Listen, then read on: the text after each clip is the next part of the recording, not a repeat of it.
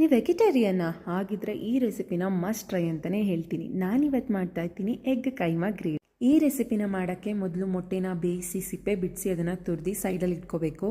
ಒಂದು ಜಾರ್ಗೆ ಶುಂಠಿ, ಬೆಳ್ಳುಳ್ಳಿ, ಈರುಳ್ಳಿ, ಟೊಮ್ಯಾಟೊ ಹಾಗೆ ಮೆಣಸಿನ್ಕಾಯಿನ ಹಾಕಿ ಇದಕ್ಕೆ ಚಕ್ಕೆ, ಲವಂಗ, ಅರಿಶಿಣ, ಅಚ್ಚಕಾರದ ಪುಡಿ, ಧನಿಯಾ ಪುಡಿ ಹಾಗೆ ಕೊತ್ತಂಬರಿ ಸೊಪ್ಪನ್ನ ಹಾಕಿ ನೀರು ಹಾಕ್ತೇನೆ ನುಣ್ಣಗೆ ರುಬ್ಬಿ ತೆಗೆದಿಟ್ಕೋಬೇಕು. ರುಬ್ಬಿರೋ ಮಸಾಲೆನ ಸ್ವಲ್ಪ ಪ್ರಮಾಣದಲ್ಲಿ ತಗೊಂಡು ತುರಿದಿರೋ ಮೊಟ್ಟೆಗೆ ಹಾಕೋತಾ ಇದ್ದೀನಿ. ಹಾಗೆ ಉರಿಗಡ್ಲೆನ ಸಣ್ಣದಾಗಿ ಪುಡಿ ಮಾಡ್ಕೊಂಡು ಅದನ್ನು ಕೂಡ ಹಾಕೋತಾ ಇದ್ದೀನಿ. ನಂತರ ಇದಕ್ಕೆ ಸಣ್ಣಕ್ಕೆ ಹೆಚ್ಚಿರೋ ಕೊತ್ತಂಬರಿ ಸೊಪ್ಪು, ರುಚಿಗೆ ತಕ್ಕಷ್ಟು ಉಪ್ಪು ಮತ್ತೆ ಒಂದು ಮೊಟ್ಟೆನ ಒಡೆದು ಹಾಕಿ ಚೆನ್ನಾಗಿ ಮಿಕ್ಸ್ ಮಾಡಿಕೊಂಡು ಚಿಕ್ಕ ಚಿಕ್ಕ ಉಂಡೆಗಳನ್ನಾಗಿ ಮಾಡಿಕೊಂಡು ತೆಗೆದಿಟ್ಕೋತಾ ಇದ್ದೀನಿ. ಇನ್ನೊಂದು ಜಾರ್ಗೆ ಸ್ವಲ್ಪ ಕಾಯಿ ತುರಿ, ಗೋಡಂಬಿ, ಗಸಗಸೆನ ಹಾಕಿ ಸ್ವಲ್ಪ ನೀರು ಹಾಕಿ ನುಣ್ಣಗೆ ರುಬ್ಬಿ ತೆಗೆದಿಟ್ಕೋತಾ ಇದ್ದೀನಿ.